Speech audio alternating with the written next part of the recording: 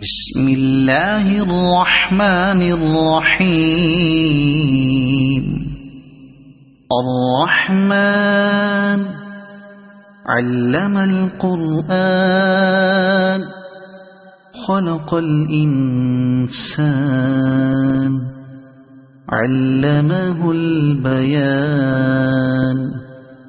الشمس والقمر بحسبان والنجم والشجر يسجدان. والسماء رفعها ووضع الميزان ألا تطغوا في الميزان وأقيموا الوزن بالقسط ولا تخسروا الميزان. والأرض وضعها للأنام فيها فاكهة والنخل ذات الأكمام والحب ذو العصف والريحان. فبأي آلاء ربكما تكذبان.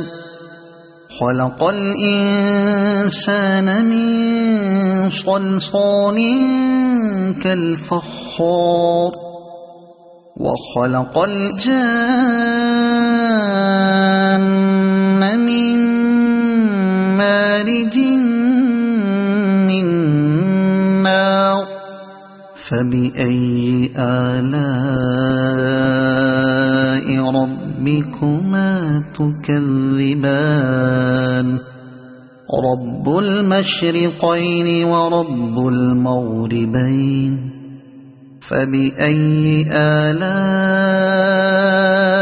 ربكما تكذبان. مرج البحرين يلتقيان بينهما برزخ لا يبغيان. فبأي آلاء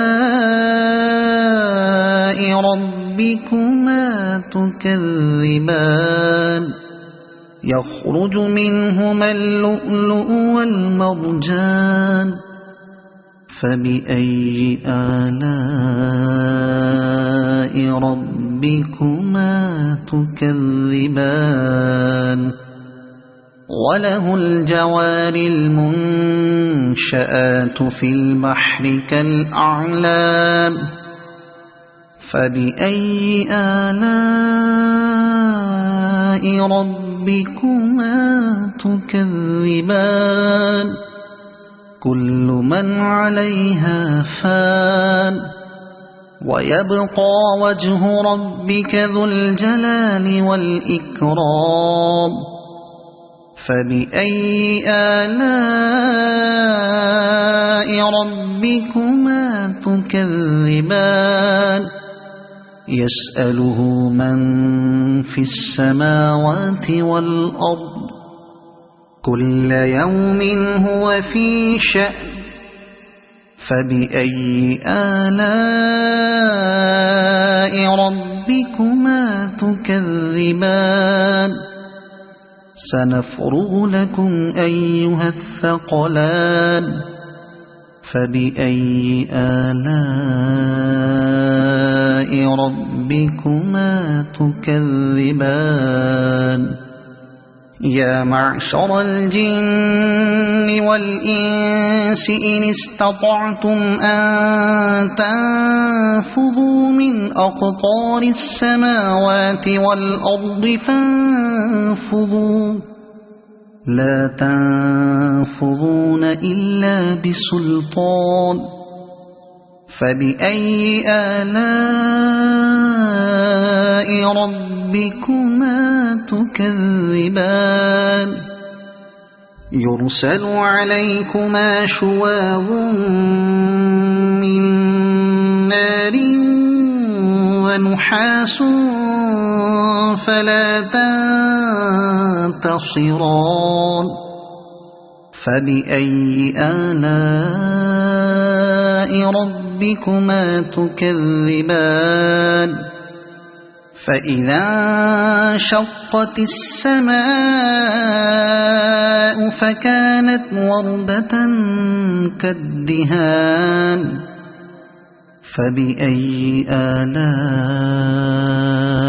ربكما تكذبان فيومئذ لا يسأل عن ذنبه إنس ولا جان فبأي آلاء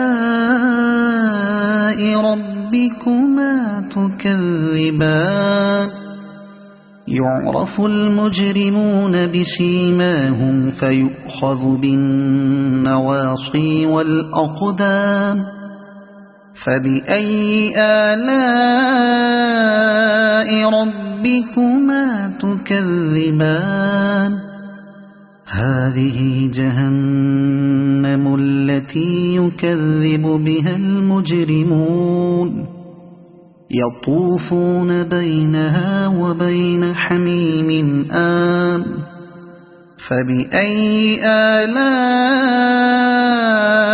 ربكما تكذبان ولمن خاف مقام ربه جنتان فبأي آلاء ربكما تكذبان ذواتا أفنان فبأي آلاء ربكما تكذبان فيهما عينان تجريان فبأي آلاء ربكما تكذبان فيهما من كل فاكهة زوجان فبأي آلاء ربكما تكذبان متكئين على فرش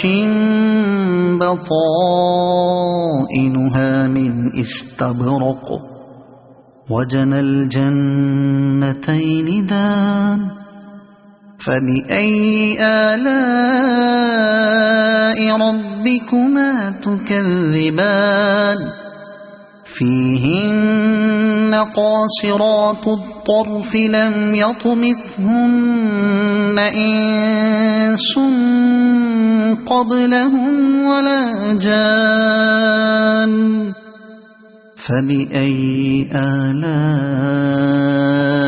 ربكما تكذبان كأنهن الياقوت والمرجان فبأي آلاء ربكما تكذبان هل جزاء الإحسان إلا الإحسان فبأي آلاء ربكما تكذبان ومن دونهما جنتان فبأي آلاء ربكما تكذبان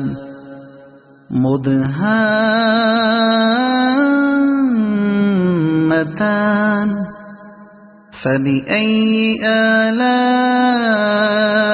ربكما تكذبان فيهما عينان نضاختان فبأي آلاء ربكما تكذبان فيهما فاكهة ونخل ورمان فبأي آلاء ربكما تكذبان فيهن خيرات حسان فبأي آلاء ربكما تكذبان حور مقصورات في الخيام فبأي آلاء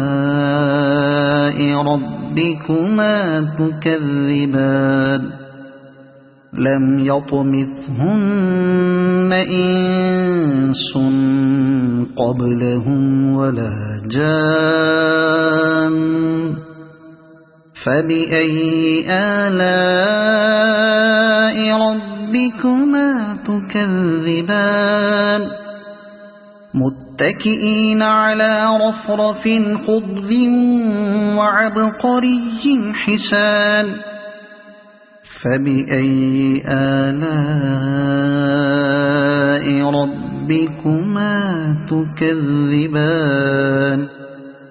تبارك اسم ربك ذي الجلال والإكرام صدق الله العظيم.